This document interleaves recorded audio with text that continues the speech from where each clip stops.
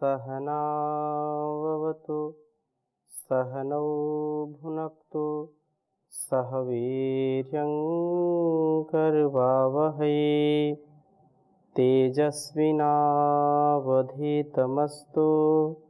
मा विद्विषावहै। ओम शांति शांति शांति। वैदिक जीवन पद्धति की इस कक्षा में आप सभी का हार्दिक स्वागत है, अभिनंदन है। वेदो अखिलो धर्म मूलम, वेद सब सत्य विद्याओं का पुस्तक है। वेद का पढ़ना पढ़ाना, सुनना सुनाना तथा अपने आचरण में लाना हम सभी श्रेष्ठ जनों कार्यों का परम कर्तव्य है। वेदों के द्वारा बताए गए मार्ग पर हम चल करके अपने स्वतः के जीवन को भी दिव्यता भव्यता से परिपूरित करेंगे तथा इस समष्टि के लिए भी हमारा महत्वपूर्ण योगदान होगा, क्योंकि जो वेदों के गहरे तथ्य हैं, जो सत्य हैं, उन तथ्यों उन सत्यों पर जब हमारा जीवन आधारित होता है तो किसी भी प्रकार से हमारे जीवन में न्यूनता नहीं रहती। हम उत्तरोत्तर उत्तमोत्तम स्थिति को प्राप्त होते चले जाते हैं। प्रभु के गुणों का आधान करना, उनको धारण करना, माता पिता गुरु आचार्य जैसा हमको जीवन सिखाते हैं, जैसा बताते हैं वैसा जीने का जब हम प्रयत्न करते हैं तो उनको भी अतिशय प्रसन्नता होती है और वे सदा शुभकामनाएं हमारे लिए करते हैं। तो ऐसे ही हम अपने जीवन में जब उस परम पिता परम माता जगत जननी जगत पिता के आदेश उपदेश निर्देश का पालन करेंगे तो इसमें कोई संदेह नहीं है कि वो हमारा मार्ग प्रशस्त करेगा और हमको दीनता हीनता से, दौर्बल्यता से हमको बचाएगा। हमारा जो दुर्बल स्वभाव है, जो निर्बल स्वभाव, उसमें सबलता आएगी और जीवन में हम आत्मबल, मनोबल, बुद्धि बल, शरीर बल से बलिष्ठ हों तो निसंदेह जीवन हमारा सफल होगा। हम विफल नहीं होंगे, कभी असफल नहीं होंगे। सक्सेसफुल जीवन जीने के लिए वेदों का स्वाध्याय और स्वाध्याय के अनुसार अपने कर्मों का अनुष्ठान हमको अवश्य ही करना है। तो आज हम ऋग्वेद के चतुर्थ मंडल के 50वें सूक्त के मंत्रों का स्वाध्याय करेंगे और बहुत ही सुंदर सुंदर वेद मंत्र हैं। तो पहले वेद मंत्र में कहा है कि ऋषि व विप्र लोग प्रभु को अपना लक्ष्य बना करके उनके गुणों को अपने जीवन में धारण करने का यत्न करें, और ऐसा यत्न करते हैं तो निसंदेह है प्रभु जैसे दयालु है, कृपालु है, सर्वशक्तिमान है, सर्व अंतर्यामी है, तो ऐसे ही हमारे अंदर उसके गुण धीरे धीरे आने लगते हैं। तो जितना सामर्थ्य जिसका होता है तो सामर्थ्य के अनुसार हमारे अंदर भी दयालुता, न्यायकारिता, सत्य, करुणा, प्रेम और जितना भी हम अपने जीवन को दिव्य बना सकें, दिव्य चेतना में जी सके, उतना ही अच्छा है।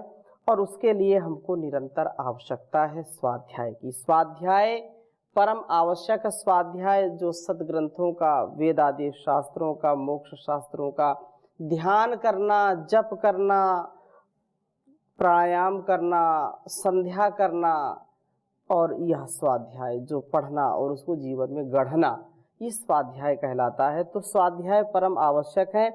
स्वाध्याय से व्यक्ति दोष रहित हो जाता है। दोषों का निवारण है यह, जो दोषों का शमन करने वाला है। दोषों का निवारण इसी गति से होगा, इसी पथ से होगा। तो सर्वप्रथम वेद मंत्र लिखता हूँ, फिर आपके सामने चर्चा करूँगा। ऋग्वेद के चतुर्थ मंडल के 50वें सूक्त का यह दूसरा मंत्र है, इसकी चर्चा हम करेंगे। ओम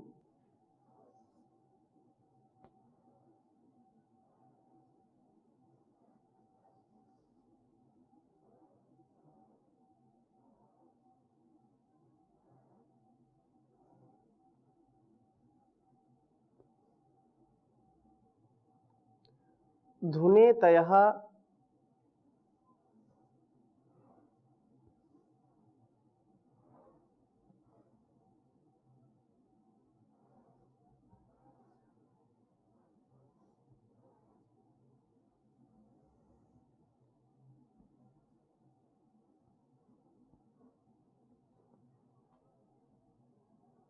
सुप्रकेतम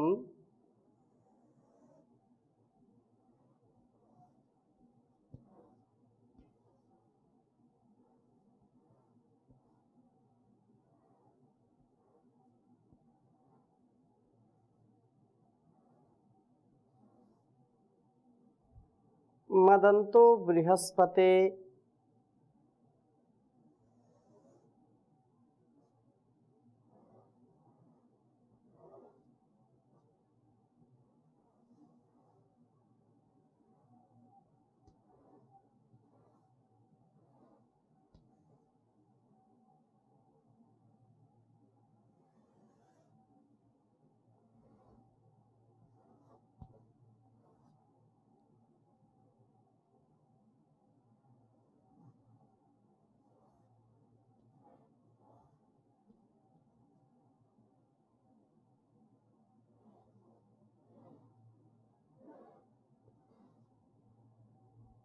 अभि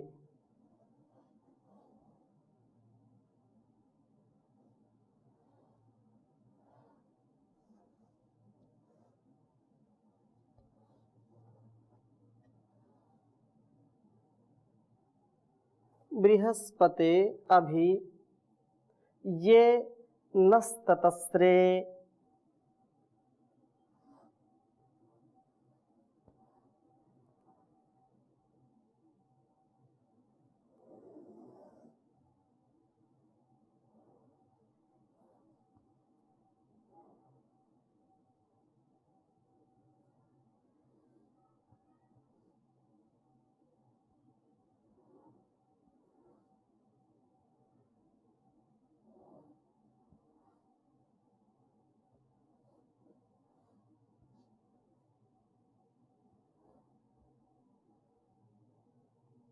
प्रशंतम श्री प्रमदब्धम ऊर्वम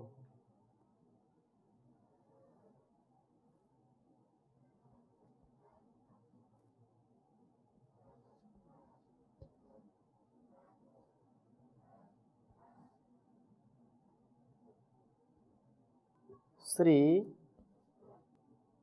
प्रमदब्धम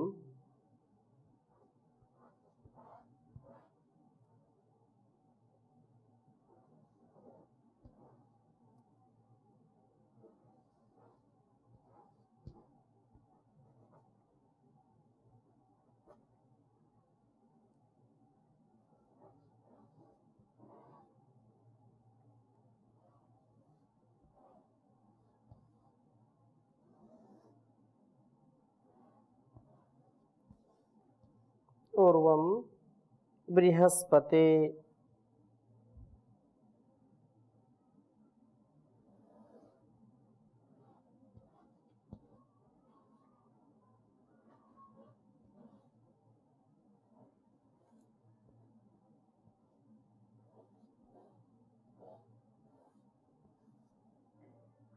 बृहस्पते रक्षतस्य योनिम रक्षतादस्य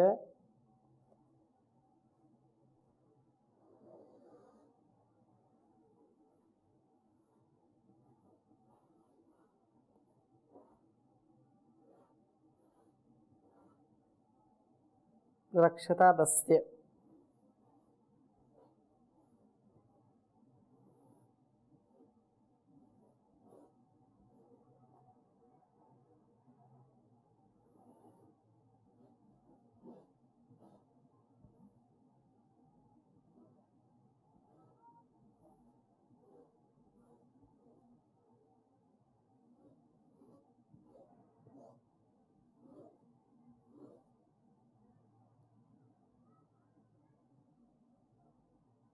ऋग्वेद के चतुर्थ मंडल के 50वें सूक्त का यह दूसरा मंत्र है।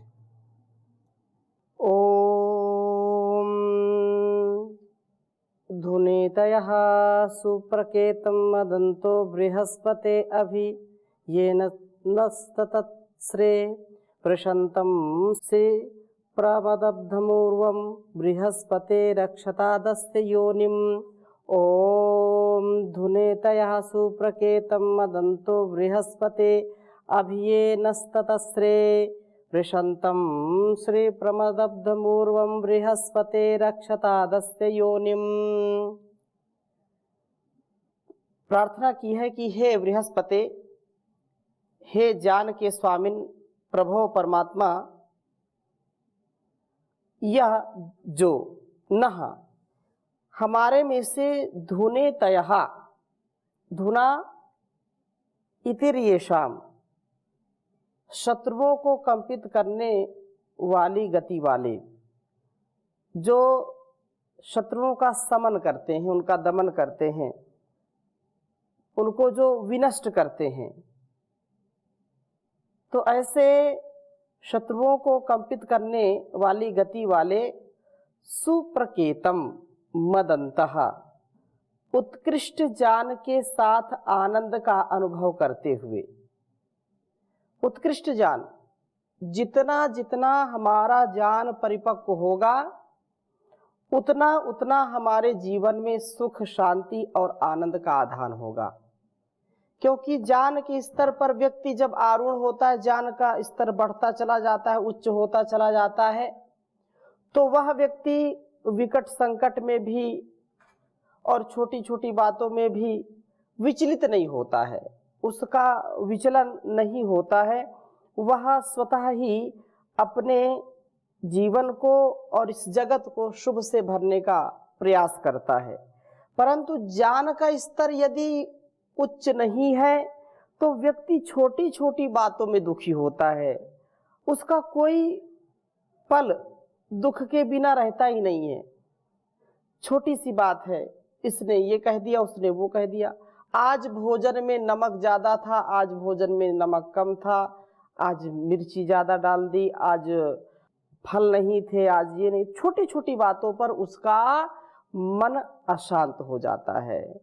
आज वहाँ जाना है, यहाँ आना है, जा नहीं पा रहे, आ नहीं पा रहे, कुछ कह नहीं पा रहे, कुछ सुन नहीं पा रहे, कोई मेरी सुनता नहीं, सब मुझको डांटते। ये व्यवहारिक चीज़ें हैं और इन व्यवहारिक चीज़ों में, व्यवहारिक धरातल पर व्यक्ति यदि स्वाध्यायशील नहीं है तो छोटी छोटी बातों में उसको तनाव हो जाता है। मैं ही सेवा करूं क्या, मेरा ही कर्तव्य थोड़ा ही है और सबका कर्तव्य है, मैं ही अकेले नहीं हूं, और भी लोग हैं, मैं ही अकेले सत्य थोड़े बोलूंगा, मैंने जिम्मेदारी ले रखी है क्या, और भी सत्य बोलें। और वो अपने व्यवहार पर भी कभी कभी दुखी हो जाता है जो स्वाध्याय नहीं करता। लेकिन जो स्वाध्याय करता है वो कभी मन मलिन नहीं करता, मन उसका कभी दूषित नहीं होता है। और जिसका मन दूषित नहीं है वह व्यक्ति अपनी वाणी, अपने व्यवहारों को भी शुद्ध रखता है। अपनी वाणी और व्यवहार को शुद्ध रखते हुए व्यक्ति जब अपने कार्य क्षेत्र में आगे बढ़ता है तो उसको सफलता अवश्य मिलती है। लेकिन यदि स्वाध्याय नहीं करेगा, अपने अस्तित्व को नहीं समझेगा, इस प्रकृति और परमात्मा के स्वरूप को ठीक ठीक नहीं समझेगा, आत्मा के स्वरूप को ठीक नहीं समझेगा, तो उसको दुख होगा। विनाश काले विपरीत बुद्धि, ऐसा लोग कहते हैं। तो विनाश का जब समय आता है तो बुद्धि भी काम नहीं करती, विपरीत हो जाती है। जो स्वाध्यायशील है, जो ज्ञान का स्तर मेंटेन रखता है, ज्ञान से पतित नहीं होता है, वह व्यक्ति कभी भी दुखी नहीं होगा। इसलिए कहा है सुप्रकेतम मदंतः, उत्कृष्ट ज्ञान के साथ आनंद का अनुभव करता है। और अभी ततस्रे, प्रातः सायं दोनों समय दोषों को अपने से दूर फेंकते हैं। अस्ते, हमारे में से इस मनुष्य को योनिम, इन यह जो योनि ही प्रशंतम, सब सुखों का सेवन करने वाली है। मनुष्य का जीवन ही सबसे बड़ी सौगात हमारे लिए, सबसे बड़ा उपहार है। लेकिन कितने लोग इस संसार में प्रसन्न हैं मनुष्य का जीवन पा करके, आप देखेंगे लाखों करोड़ों में कोई एक व्यक्ति होगा जो प्रसन्न है कि नहीं नहीं, ईश्वर ने मुझको यह जीवन दिया, मैं धन्य हो गया। सबको शिकायत है, बिरले लोग ऐसे हैं जिनको कोई शिकायत नहीं है, जो समस्याओं में नहीं, जो कुछ जितना प्राप्त है उतना पर्याप्त है और उसी में आनंद लूटते हैं वो। लेकिन अधिकांश व्यक्ति प्रायः दुखी हैं। क्यों? उनको संतुष्टि नहीं है। उनको इतना सुंदर जीवन मिला, इसकी भी संतुष्टि नहीं है। उनको इतना अच्छा परिवार मिला तो भी संतुष्टि नहीं है। इतना अच्छा संसार मिला तो भी संतुष्टि नहीं है। तो ऐसे लोगों का क्या होगा? ऐसे लोगों का कभी कोई उद्धार नहीं कर सकता है। लेकिन जो प्रसन्न है, जो इस मानवीय जीवन को समझता है कि यह जीवन बड़ा ही महनीय है और उस ईश्वर ने जीवन दिया, उस सबसे बड़ी उसकी सौगात, सबसे बड़ा उसका पुरस्कार है, उपहार है। तो यही बात कही कि हमारे इस जीवन में हमको पूर्ण रूप से स्वस्थ और पूर्ण रूप से अपने दोषों को बाहर फेंकने का कार्य करना चाहिए और बुराइयों को दूर करें। हमारे अंदर की बुराइयां हमको खोखला कर देती हैं।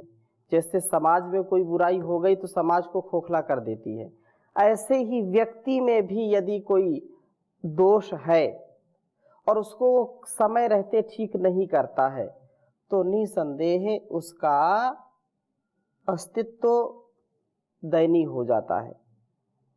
इसलिए बात कही है कि अस्य हमारे में से इस मनुष्य के योनि बुराइयों के अभी जो है अमिश्रण व अच्छाइयों के मिश्रण के प्रयत्न की रक्षतात आप रक्षा करें। यह योनि ही प्रसन्नताम सब सुखों का सेवन करने वाली। मनुष्य का जीवन सब सुखों के लिए है। जो मनुष्य का जीवन है वो भोग और अपवर्ग दो के लिए। भोग भी करना है, अपवर्ग भी, मुक्त भी रहना है और इस संसार में जितना हमारे लिए आवश्यक उतना भोग भी भोगना है। लेकिन और उसका परिणाम मिलता है, चाहे अच्छा कर्म करें या बुरा कर्म करें। मनुष्य का जीवन कर्म प्रधान है। कर्म प्रधान हो विश्व रचि राखा, जो जस करहि सो तस फल चाखा। सकल पदार्थ है जग माही, कर्महीन नर पावत नाही। तो कर्महीनता ना हो, कर्म हम करें और जितना हो सकता है उतना दिव्य रहने का प्रयास करें। तो कहा है कि हमारे जीवन में सुखों का आधान हो और मनुष्य का जीवन वास्तव में अत्यंत सुख है। मनुष्य जन्म अनमोल रे, इसे माटी में ना रोल रे। अब तो मिला है फिर न मिलेगा, कभी नहीं कभी नहीं कभी नहीं। तू सत्संग में आया कर, गीत प्रभु के गाया कर। सुबह शाम वो प्यारे बंदे, मन मंदिर में झाड़ू लगाया कर। कुछ नहीं लगता मोल रे, इसे माटी में ना रोल रे। अब तो मिला है फिर न मिलेगा, कभी नहीं कभी नहीं कभी नहीं। तो ये मानव का जीवन मिला तो समझो कि हमारे जीवन का सौभाग्य हो गया। हम जीवन को भव्यता के साथ जी सकते हैं और छोटी छोटी बातों में अटकना नहीं, भटकना नहीं। इसलिए सु कहा है कि श्रीप्रम इसे निरंतर अग्रगति करने वाली है। अदब्धम अहिंसित है, इसे हिंसित नहीं होने देती हैं। ऊर्ध्वम विशाल है, यह इस प्रातः सायं दोष निराकरण के कार्य में ही इसका जीवन सुखासिक्त अग्रगति वाला तथा विशाल बनता है। हम प्रातः सायं स्वाध्याय में आनंद लेते हुए दोष निवारण के लिए प्रयत्नशील हों।